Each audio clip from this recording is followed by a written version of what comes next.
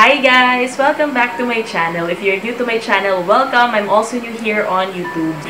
Today, ang ating first episode ng ating Fan Story Fridays. So, I'll try to upload this by Friday or if not, baka Saturday na siya dahil panalong-panalo yung bagal ng internet natin dito sa Pilipinas. So, anyway, nag-collate ako ng mga pinadala nyo sa akin kasi the last time I asked you to send me your experiences nyo sa mga weird dreams or mga dreams na hindi kayo mapakali kasi gusto nyo malaman kung ano yung meaning behind it or paano naman dun sa inyo ng mga nagkaroon ng sobrang nakakatakot na bangungot experiences. So, thank you po dun sa mga nagpadala. I have a few here already. Babasahin ko sila sa inyo and babasahin ko rin sa inyo yung mga interpretation na binigyan ng aking isang kaibigan na nag-i-interpret talaga siya ng dreams, nagka-card readings siya, and yun nga, she remains to be anonymous, pero girl, kilala mo na who you are. So, thank you very much. Ngayon, babasahin ko sila and I hope that you guys keep an open mind sa mga ikakwento ko sa inyo. Pakinggan natin yung mga stories nila kasi a lot of them are very creepy pero common din siya kasi I can relate dun sa mga nagpadala na to. Mga dreams na to, puro mga common sila na na-experience natin lahat. I'm sure kasi marami rin ako nakikilala ng mga medyo ganito rin yung nangyayari sa dreams nila, which is very, very creepy.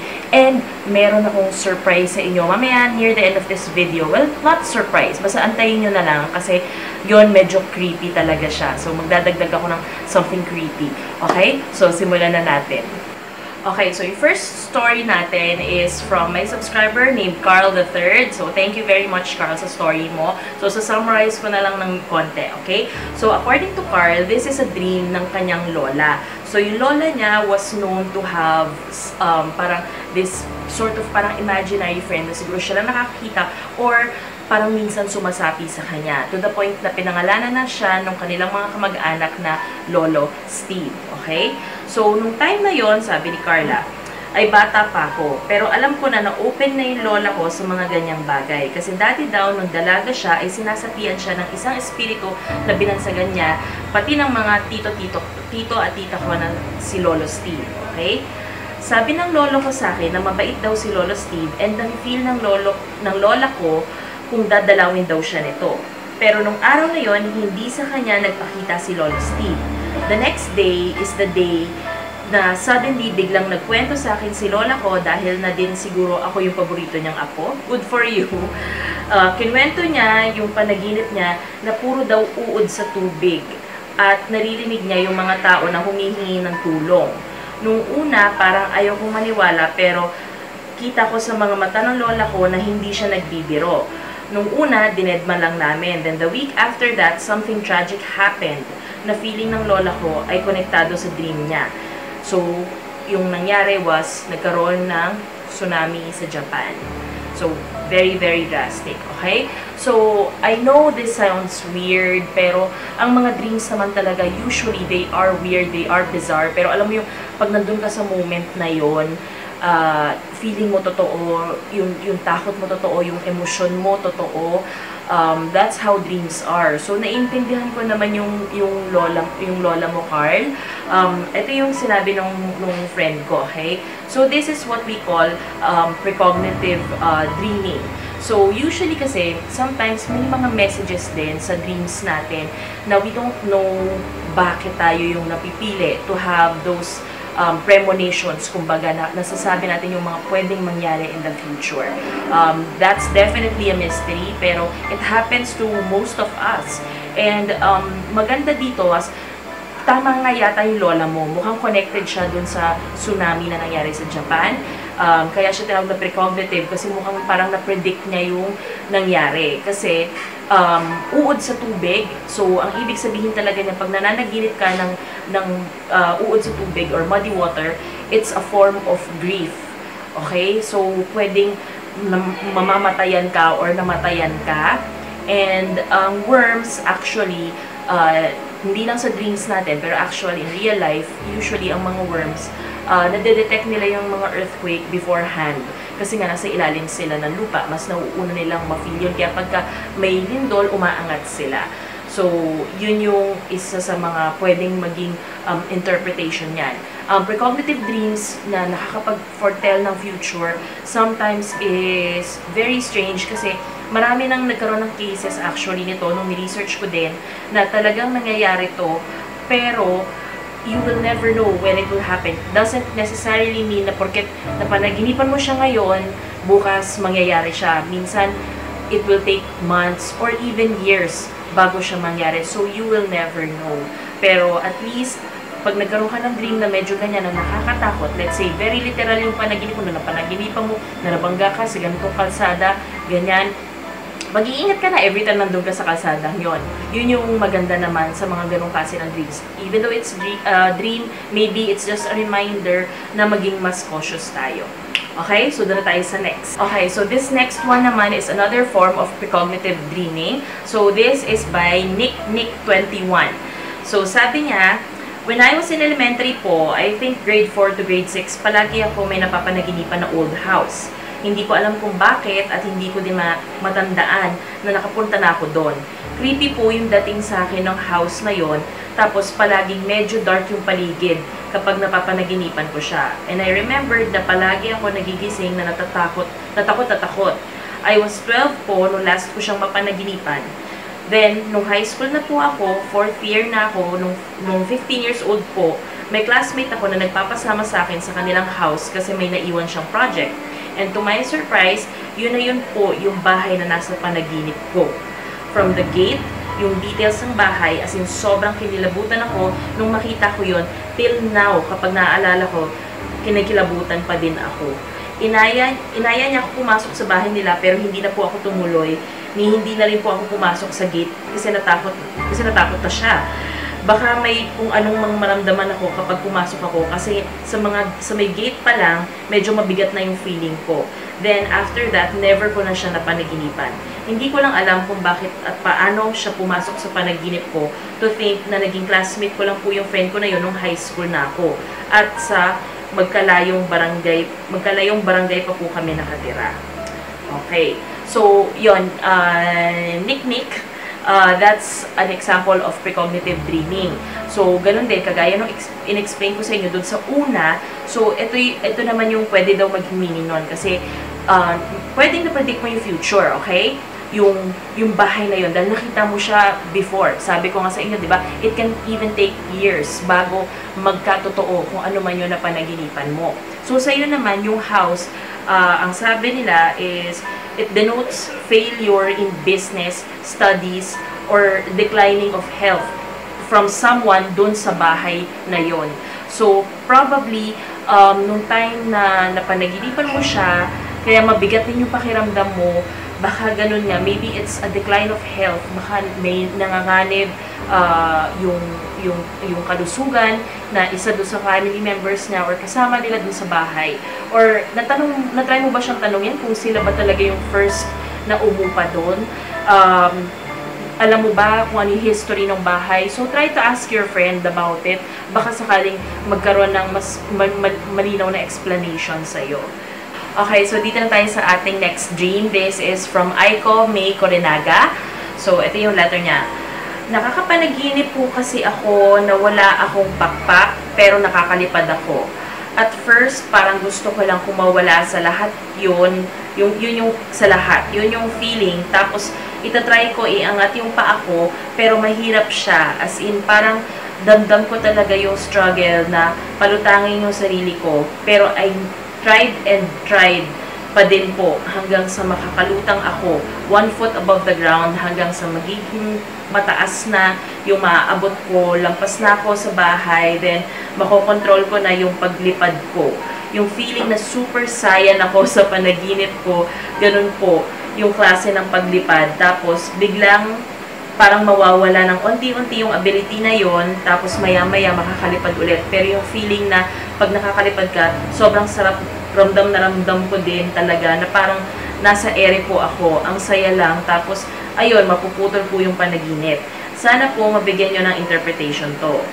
Okay, so ang usual sa mga ganito, ako rin actually, nagkaroon din ako ng panaginip na lumilipad ako. It's very, very common, and ako, yung panaginip ko na nakalipad ako, parang nakarating pa ako sa Paris, and alam mo yung nung lumilipad ako, nagigets ko yung sinasabi mo, yung nararamdaman ko yung hangin, naaamoy ko yung hangin, nararamdaman ko kung ano yung feeling, yung weather, naririnig ko yung music na tumutugtog sa baba habang nasa taas ako, alam mo yung ganon, so nagigets kita. So, I definitely understand where you're coming from. Okay, so ang meaning daw ng flying can differentiate from different people depending dun sa scenario kung saan ka lumilipad. Okay? Kasi yun din yung isa sa mga things na ang hirap, kasi alam ko yung may times na syempre pag gumising ka, hindi mo na maalala kung ano talaga yung napanaginipan mo, 'di ba? Pero kailangan as much as possible matandaan mo yung mga even the smallest detail na pwede mong maisip, kailangan tandaan mo kasi may ibang ibig sabihin 'yon, okay? So itong panaginip mo na sinabi mo you're close to the ground, so yun yung medyo delikado kasi sabi ng friend ko na flying a little bit too close to the ground can either signify two things. So sabi niya, pwedeng mag-signify yun na ikaw ay magkakaroon ka ng sakit na medyo matindi pero gagaling ka rin, or merong mamamatay na malapit sa'yo. So yun yung sinabi niya na isa sa mga very common meanings pagka lumilipad ka near the ground, okay? Pag lumilipad ka kunwari sa sky na may nakita ka daw na church, very specific siya, may nakita kang simbahan habang lumilipad ka, that can signify parang a profession of love, and maybe yung susunod na manliligaw sa'yo, baka yun na nga yung papakasalan mo, parang ganon. And yung isa pa na in-explain niya sa akin was, pagka lumilipad ka over the ocean, meaning parang magkakaroon ka one day nung talagang ultimate financial freedom and achieving your goals in terms of maybe studies, business, or career. So, ganun yung mga nagiging interpretation of flying. So, you have to think very carefully, ano ba talaga yung nangyari doon sa paligid mo, not just focused on the flying, ano, gaano kakataas, saan ka napunta, ano yung nakita mo. So, pagka ganun daw ka-detailed, mas pwede niyang mas mabigyan ng interpretation. So, the next story is from Pia Pamela Reyes Atanasio. So, she is from Spain. Hi, Pia.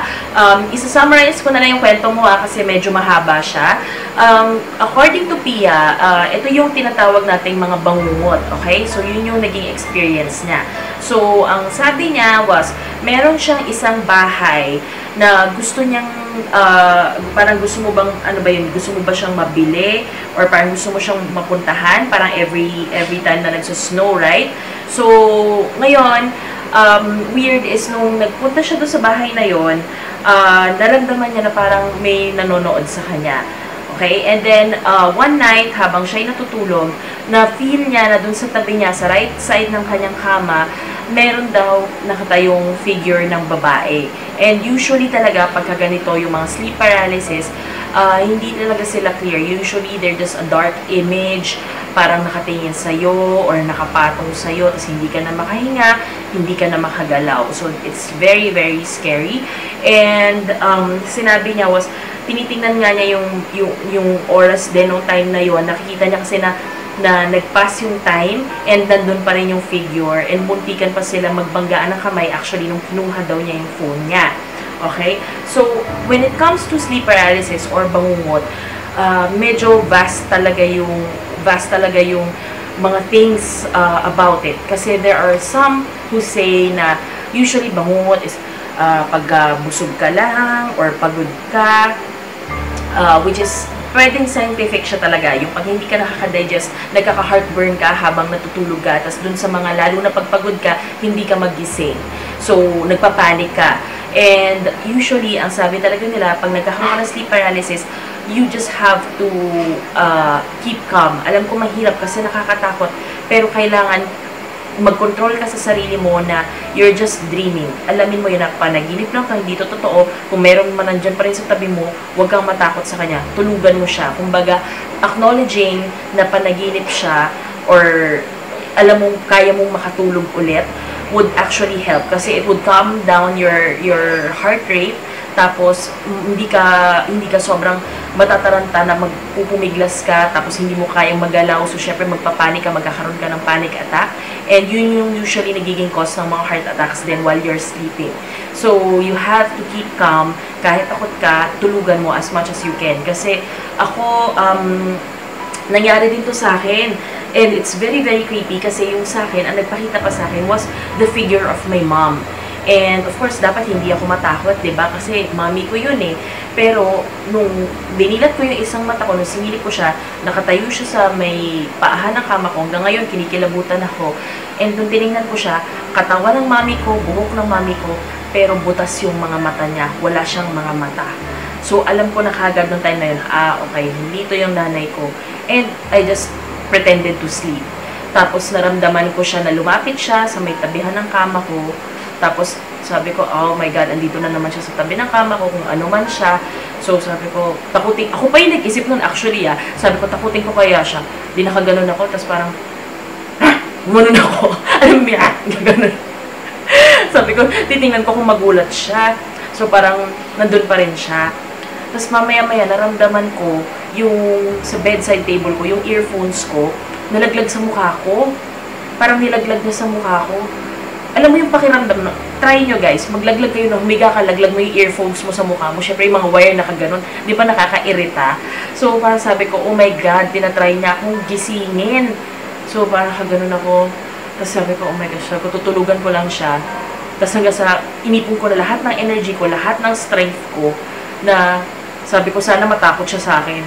Di ginano ko na yung, wah! Gumanon ako sa kanya. Tapos, pagkatapos nun, bigla akong bumalik sa tulog, kunwari. Tapos, naramdaman ko siya, pumunta siya sa may foot ng paahan, sa may paahan ng bed ko. Tapos, sabi ko, sige, bahala ka dyan. Sabi ko, kung ano man gusto mo sa akin, tutulugan lang kita. So, after nun, parang, yun, peaceful lang ako, kalmado lang ako hanggang sa nagising ako. So, huwag kang magpapanik pag nangyari to. Kasi, mahirap na pag nagkaroon ka ng panic attack. Mas mag-aano yung heart mo. So, kailangan you have to keep calm. I understand, actually, very, very creepy to, Pia, nung binabasa ko yung sayo. Sobrang natatakot din ako for you. Tapos lalo na yung sinabi mo na muntikan pa kayo mag-touch ng kamay nung kinuha mo yung phone. So, alam ko yung feeling, trust me, kasi yun nga ako na-experience ko na rin siya. And never akong binabangungot before kasi I always fight actually. And maybe it will help you too also. I think ang pinaka nagiging kalaban pagdating sa bangungot is the fear, yung takot mo. Kailangan nga labanan mo yung takot mo. Some people, nalalabanan nila through prayer. For me, I do pray, pero pag nandun ako sa moment na yon, nilalabas ko yung pagiging logical person ko. So, nilalabanan ko siya ng logic na, takutin ko kaya siya, o kaya parang, bahala ka dyan, dead ma, yung ganun. So, try to ignore it. Kung kunwari feel mo, parang hindi ako makahinga, calm down. Kung hindi ako makahinga, hindi ako makagalaw, ganun. You have to calm down. As in, kalmado ka dapat, parang breathe. Hindi ako makahinga, huwag ka magpanic. Breathe. It's just a dream. Yun yung isipin mo, I'm only dreaming, gigising ako nito mamaya. It is scary, it is hard, pero of course, you have to live and you have to fight through it. Okay, so doon na tayo sa next na ikakwento ko sa inyo na sobrang creepy, kasi nakakatakot, pero nakakapraning din siya. Okay, so those are all the stories that I have for you from the subscribers. I hope na wala pong na-offend sa inyo, and I'm sorry if tinry ko talaga siyang madaliin para lang pong magkasya siya sa video na to. Pero if you do have any more questions, please feel free to email me. Alam nyo na yung email address ko. If meron pa kayong mga clarifications or gusto nyo pang i-share about the dreams, so email nyo lang ako, tapos I'll try to send them to my friend, tapos bigay ko lang sa inyo yung very brief interpretation niya. So, para dun sa inyong mga hindi nakasama, don't worry, meron pa akong Fan Fridays for the next time. Okay? So, doon na tayo sa creepy. So, ang question ko sa inyo is, have you seen this man? So, yan, papakita ko sa inyo yung photo, This man is very, very common, actually. More than you think. And I want to know, tingnan nyo maigi, kung nagpakita na ba siya sa inyo or nakita nyo na ba siya somewhere. So, ito yung drawing ng isang pasyente. Okay? So, nakikipagkita siya sa isang psychiatrist. Tapos, kinikwento niya tong lalaking to na laging nagpapakita sa kanya sa mga panaginip niya. Tapos, ang creepy dito is, meron siyang mga naging pasyente pa na meron din sinasabing napapanaginipan, pero hindi sila magkakakilala nung iba, pero pare-pareho sila ng drawing na ganyan yung itsura ng lalaking nagpapakita sa kanila sa panaginip. So, it's been all over the world to the point na kilala na siya as somebody na usually talagang nagpapakita sa mga panaginip ng mga tao.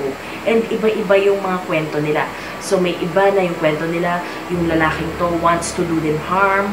May iba na, most kwento nila is bigla lang silang kinakausap sa dreams nila, nagbibigay ng advice.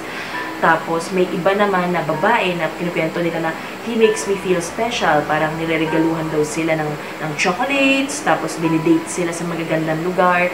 Parang ganon.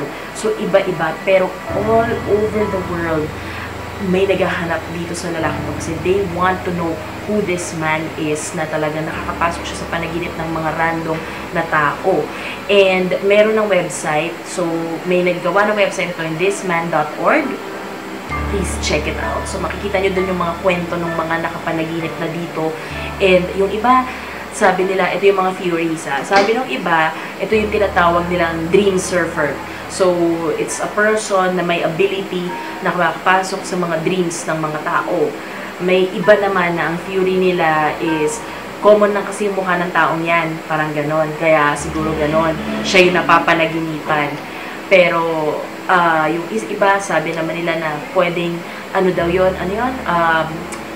Maybe it's a spiritual entity. So, sabi ng iba, most probably, baka si God yun. Just trying, he's taking, parang si God taking the form of a man, pumapasok siya sa dreams natin just to talk to us, give us advice on life, kamustahin lang tayo. So, iba-iba, napakadaming theories, grabe. A lot of people have seen the exact same man. And parang, ang creepy na, may posters to all over the world, yung poster niya kasi nga gusto nila malaman who is that person that can penetrate people's dreams. Ako, may kwento lang ako sa inyo na sobrang creepy din na panaginip ko. Hindi ko nakita yung man, kung maybe siya nga yun, pero blurred eh. Meron, hindi pa to dream, okay? Noon, meron akong biniling cellphone sa isang tiyangge. Tapos, nung bumili ako ng phone na to, speaking of phone na yan, so, nung bumili ako ng phone na to, second hand siya. Okay? Second hand. So, nung binili ko siya, gusto ko talaga. Rare na phone yun na yung Vodafone na flip, na kulay pink. Tapos, gusto ko talaga siya. Pero sinabi sa akin nung nagtitinda, ma'am, kasi nung binenta yan sa akin nung owner, hindi ko nakuha yung PIN code, tas hindi ko ma-unlock. Meaning, unlock yung phone, nagagamit mo siya, pero hindi niya ma-reset. Kasi sabi niya, para ma-factory reset ko yung phone, kailangan ko yung 4-digit code. So, tinry namin yung 1, 2, 3, 4, tinry namin yung 000, yung ganyan. Wala talaga. So, sabi niya, yun nga lang, sabi niya, kung okay lang sa'yo, ma'am, hindi natin siya mag-factory reset, pero nagagamit mo naman siya. So, sabi ko, okay, sige. Sabi ko, binili ko na rin. Tapos, hindi na ako mapakali. Alam mo yung gusto ko malaman kung ano yung PIN code niya. That night, na naginip ako na nandun ako nakaupo sa isang bar. Tapos, medyo madilim. Tapos, parang problemado ako dun sa phone. May umupo sa tabi ko, tapos tinanong ako, ano yung problema mo? Parang bakit ka malungkot, ganyan. Tapos hindi ko siya makita, basta alam ko lang lalaki. Tapos sabi ko, yung cellphone ko kasi, sabi ko, kabibili ko lang, hindi ko ma-factory reset kasi hindi ko alam yung PIN code. Kailangan ko ng 4 numbers. Tapos sabi niya, na-try mo na ba yung, 4 na 9? Sabi ko, 9999? Sabi niya, oo. Sabi niya, try mo lang. Tapos tinry ko, nag-unlock nga siya. Sabi ko, sabi ko, ang galing thank you, ganyan. Pero hindi ko pa rin siya makita. The very next day, yung pag-gising ko, naalala ko pa rin yung dream kong yun. Kinuha ko yung phone, pinress ko yung reset, tapos in-enter ko yung 999, nag-unlock siya. So, I don't know kung sino yung may-ari ng phone na yun. Obviously, hindi lalaki kasi pink na pink yung phone. So, I have no idea kung sino yung guy na yun. Pero, ewan ko na lang. Sir, if you're watching my videos, I'd like to thank you po for helping me unlock my phone. kung nandito ka pa man sa mundo na to, pero thank you for penetrating my dream. Nagamit ko po yung cellphone hanggang sa nalaspag ko siya. So maraming salamat po. Yun. So, the dream world is very strange. It's very weird. Ang daming nating pwedeng itackle na topics. Pero I think this is a good first video for our Fan Story Fridays. One of these days, gagawa ako ng isang video on how I control my dreams. Kasi may pagkaano ako eh. Ano movie yun? Yung Insurgent ba yun? Insurgent? Divergent? Yun. May pagkaganon ako. Kaya, kasi I'm an active dreamer. I dream a lot, as in, all my life, I've been dreaming of scary things. I've been dreaming of sad things, happy things, you name it. And kaya nakaka-relate ako sa inyong lahat, kayo lahat na nagsulat sa akin, nakaka-relate ako. Pero to the point now in my life na dahil nga araw-araw ako nananaginip, kaya ko na siyang makontrol. And pwede ko rin kayo maturuan nun. So, siguro gagawa ako ng separate na video na gano'n. Comment nyo below if you would want that. Tapos, if you did like this video, please give it a thumbs up. And if hindi pa kayo nakasubscribe, please subscribe to my channel. I really appreciate it. And for the next Fan Story Fridays natin, ano yung gusto nyong maging topic? Isip kayo ng topic ngayon, tapos ipopost ko siya sa aking Facebook page. If you haven't liked my Facebook page, please like it. Lalagay ko siya ulit dito. So, ilagay nyo doon kung ano yung mga gusto nyo maging topic. Ilagay nyo sa comments, tapos doon ko ilalagay kung ano yung napili kong topic for the next week. Tapos email nyo sa akin yung mga experiences nyo para sa ating next Fan Story Fridays. So, I'll see you guys again on my next video. Bye!